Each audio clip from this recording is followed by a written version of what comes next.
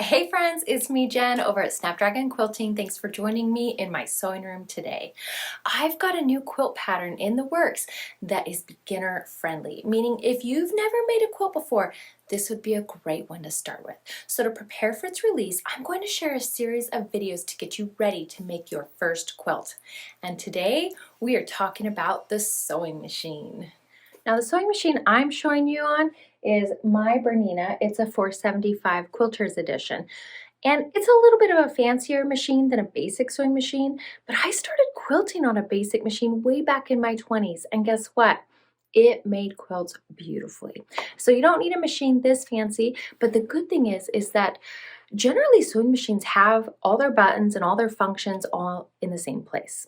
And so the things that I'm showing you today, you can always utilize on any sewing machine. If you're having a hard time finding the same button that I'm showing you, you can always pull out the manual or look it up online for your machine so you can see specifically where that spot or function is on your machine. So the first priority is to make sure you have a really stable sewing surface. So I'm using a desk. I also really like to sew on my kitchen table because then I'm kind of in the middle of things when I've got, spouse and kids and stuff around the house and they need my attention. Then I can still be downstairs and not tucked away in my sewing room. Now, sometimes I like to be in my sewing room too. But regardless, don't sew on like a card table or a folding table, because once you get this baby going, she's going to vibrate and then the table's going to vibrate and it's miserable sewing like that. Been there, done that. Don't recommend it. So find a good table. Then we are going to plug this baby in. So I'm going to plug this one into the power strip that I've got under my desk. And this one goes over back here on this right side and plug it in here. And this is right over the power switch. It takes a long time to turn on. And that can be normal. Not all machines are very quick to turn on. There she goes. All right. And then you're going to see right here, there is another hole, and that is the hole for our foot pedal. So the foot pedal is what we use to control the speed, how fast the needle goes up and down. And we can do just a little bit of speed or a lot of speed by compressing the foot at different depths.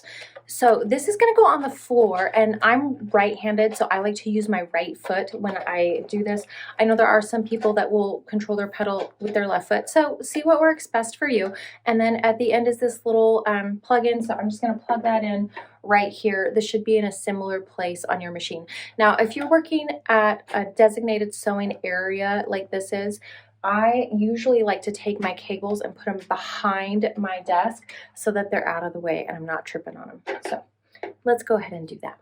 Now we want to set up our sewing machine for the project that we are working on. And I usually am making quilts, so we're going to talk about quilting too. But your machine will come with a standard foot. The standard foot has a wide hole for the needle to go through. It has a center line marked, and it's a pretty wide foot. This is great for general sewing. However, when we're making quilts, we want to make a 1/4 inch seam allowance. So that means how far our stitching falls from the edge of our fabric. A 1/4 inch. A lot of sewing clothing bag patterns use 5/8. So we're going really significantly smaller. And so one thing that we can do is we can switch out the foot on our machine to a 1/4 inch foot. So you can see the difference here. This 1/4 inch foot is narrower, and the benefit of that is when I'm sewing, the raw edge of my fabric can line up against the edge of the foot, and when the needle falls in the middle, I'm going to get a 1/4 inch seam. If you don't have this kind of foot, these don't always come with machines, that's okay. Because what you can do is you can take your standard foot and then just adjust the position of your needle so that it's closer to the edge of your foot, and that way you can get a 1/4 inch seam. It takes a little trial and error, so you got to stitch on some scraps, test it, measure it, and see how it turns out until you find that spot where your needle sits at a 1/4 inch. And then take a picture so you know. Okay.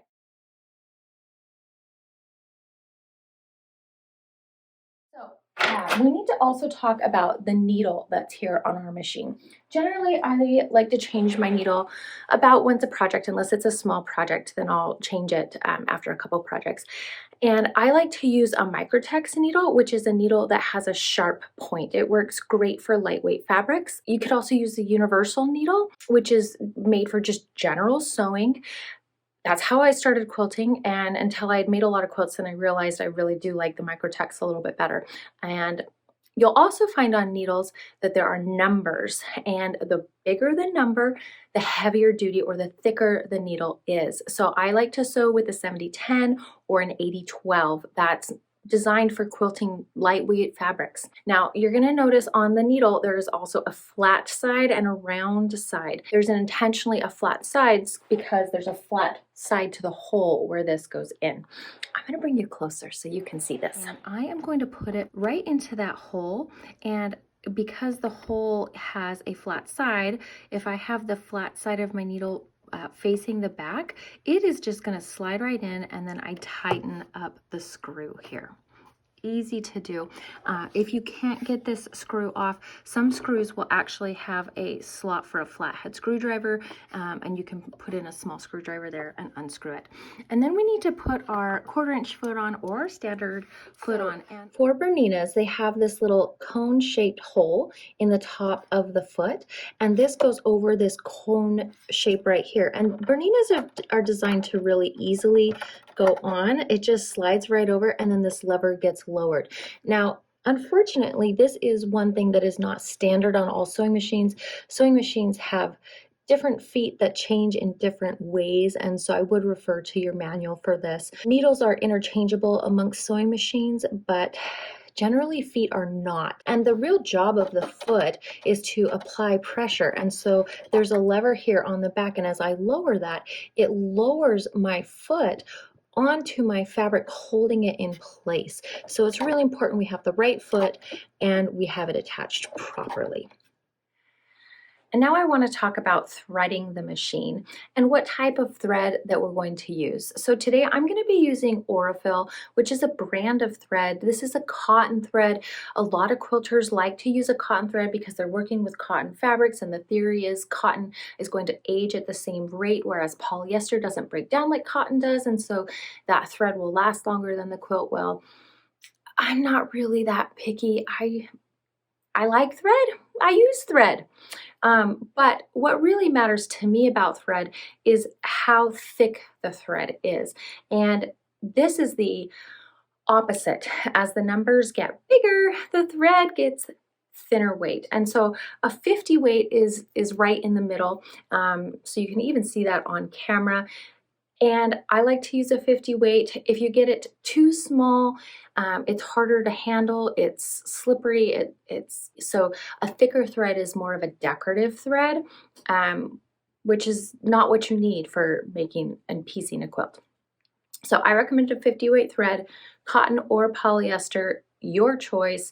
If you are in love with Aurifil, I do carry this in my shop. It's a great thread. A sewing machine requires a thread on top, which threads through the needle, and a thread underneath, which we put in what we call the bobbin. And first we need to load thread onto the bobbin. So that machines have a horizontal spool and a vertical spool. And sometimes you'll have one that's in your tool bin and you set it in. This one pops up. But generally spools are designed to go on the horizontal spool. So this is the one that you'll be using most often.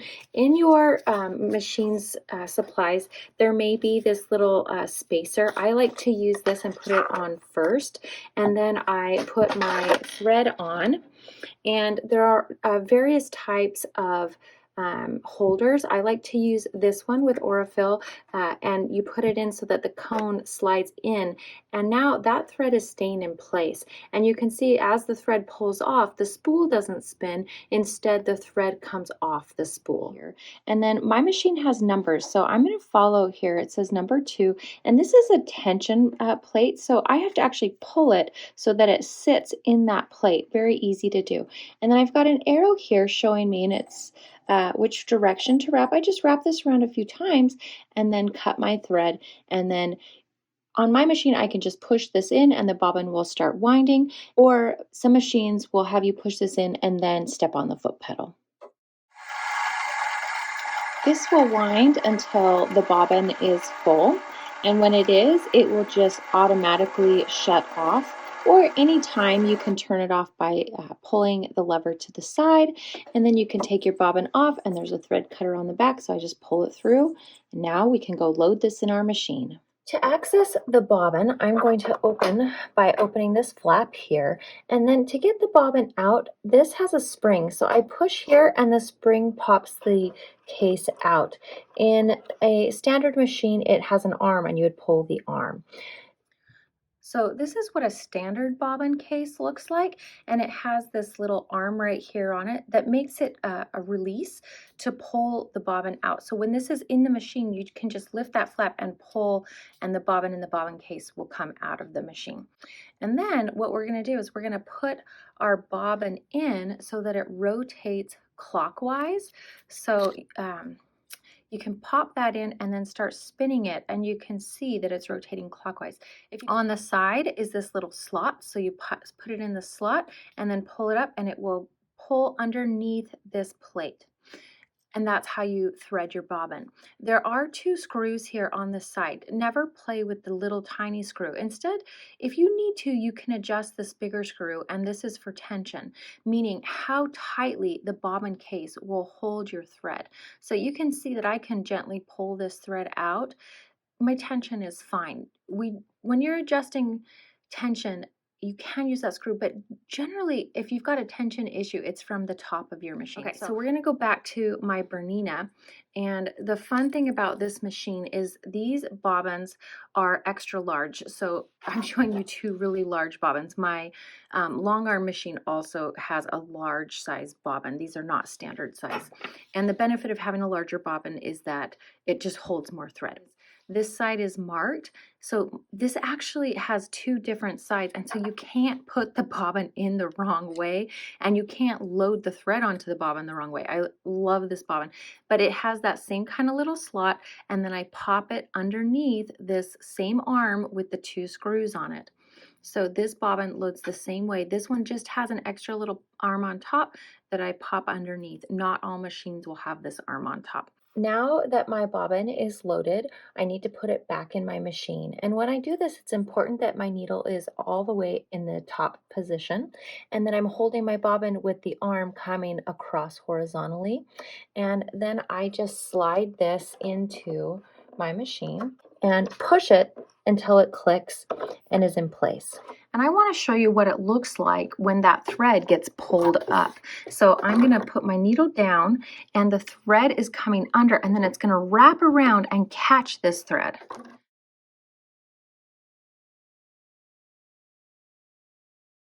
And it happens quickly, but you can see it pops up here, and now I have my bobbin thread on top. Now on most machines, when you start sewing, you have to hold both of these threads, particularly the bobbin thread, to keep those threads from getting sucked down underneath. And so when I'm teaching beginning quilting on newer machines, I find a lot of people forget to hold their threads when they start. It will save you headaches. Now, on newer, more advanced machines, you actually don't have to do this. So I'm going to reload this. Okay, so I'm going to just put this in, and then there's a little thread cutter right here, and I'm just going to cut it off. And that's all that I have to do on this machine. I don't have to pull my bobbin thread up and hold it, because this machine is designed to do that for me. But what's going to happen is sometimes it takes a couple stitches to catch that bobbin thread that's under here and get it going. And so a lot of quilters will keep just a little piece of scrap fabric, so when they start sewing, that thread gets caught, and anytime if there's a little knot or anything, it shows up on the scrap, not on their actual pieces of fabric that are going to go in their quilt. But if you are using a more standard machine and you're holding your threads when you start, you're not going to need a little leader scrap when you sew. To thread our sewing machine on top, we're going to start by putting our thread on just like we did for our bobbin, and threading the machine is also numbered just like it is when we load a bobbin with thread. So I'm going to come over here to this little hook, and there is a number 1 right here. Here's the number 1, and it shows 2 arrows. There are 2 arrows here because we have the option of loading 2 threads and using a double needle to sew 2 rows of stitches at once, like you would on denim jeans. But we are just going to sew 1 stitching line, so we only have to worry about 1 thread. Now it's showing that it kind of comes around and hooks because this is actually a hook, and so we want to bring the thread underneath the hook, and then it will come up the left side. For number 2, all we have to do is bring our thread straight forward through the right side. There is an arrow for step number 3, and it's tucked way under here, but basically all we need to do is come under this little arm and bring it straight up. So we're going to come up on the right side of this hook and bring it all the way back, and then as we come around, bring it to the left side, and you can see the thread will pop right into that hole. After doing our little U-turn into the hole for number 4, step 5 is here on the front, and there's a little arm right here, and we just slide it right behind that arm. The next step is to catch the thread in this little hook right here. So mine enters on the left side, and then I pull that through. And then we need to thread the needle, which we can do manually just by putting the thread through the hole in the needle. Or if your machine comes with a needle threader, you can use this. What you want to do first, though, is to make sure that your needle is all the way in the upright position. And then as you start to bring the needle threader down, there is a hook right here. And so I'm going to put my thread underneath that hook and pull this all the way down. And I need to make sure I push this black lever until the needle threader is completely engaged with the needle. Then I pull my thread across to the right, and I start to let go without pulling on this thread because I need it to pull the thread through the back of the needle. Then I can grab this loop and finish threading the needle. If I accidentally pull on this, it will unthread the needle. So I'm just going to pull on the loop, and now my needle is threaded and we are ready to sew. Now let's go over what all the different knobs and buttons do on the sewing machine. Because this machine is computerized, there is a screen here. If your machine is purely mechanical, you will not have a screen, and instead your dials will have numbers on them. So let's start by talking about this first dial here on the top right.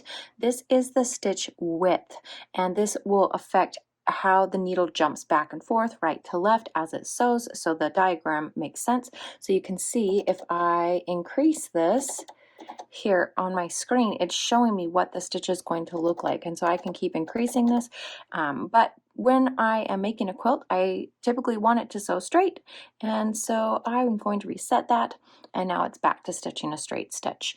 The next knob here is the stitch length, meaning the needle is going to go in the fabric and how far before it goes in again. And the default setting is 2.5. And if you have a mechanical machine, your knob will probably be turned to 2.5 if it's a new machine. But I like to piece quilts, meaning sew all the pieces together at a 2. So I usually turn my knob down and I stitch with it at 2. The next set of buttons here is the needle position. So earlier we talked about using a 1/4 inch foot versus a standard foot, and I have my 1/4 inch foot on right now, but if I were to use my standard foot, it would be totally fine. I would come over here and I would move my needle to the right, and then I would sew with it, and then on some scraps, and I could go back and I could measure how far the stitches are from the edge of the fabric, and I want that to be a 1/4 inch. So this is a great tool for using a standard foot.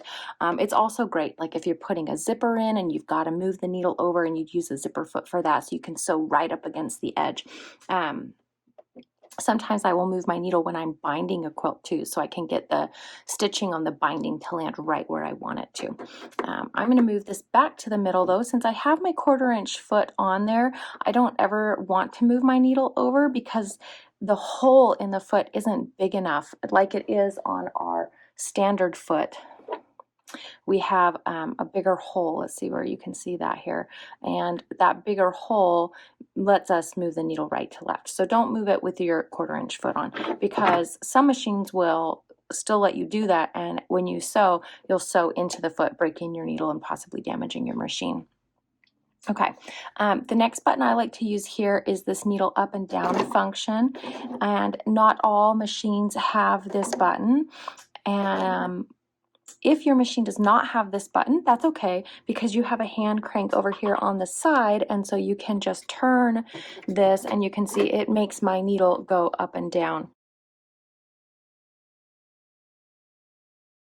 Another button that is on all machines is a reverse button.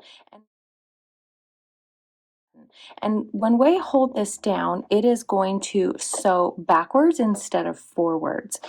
And I like to use this when I get to the edge of a block or the edge of my quilt and I'm making a seam there. I will backstitch just a couple stitches so that when I go to quilt my quilt, I don't pull it apart. This is a great function. Some machines will have a cutting function, and this will cut your threads.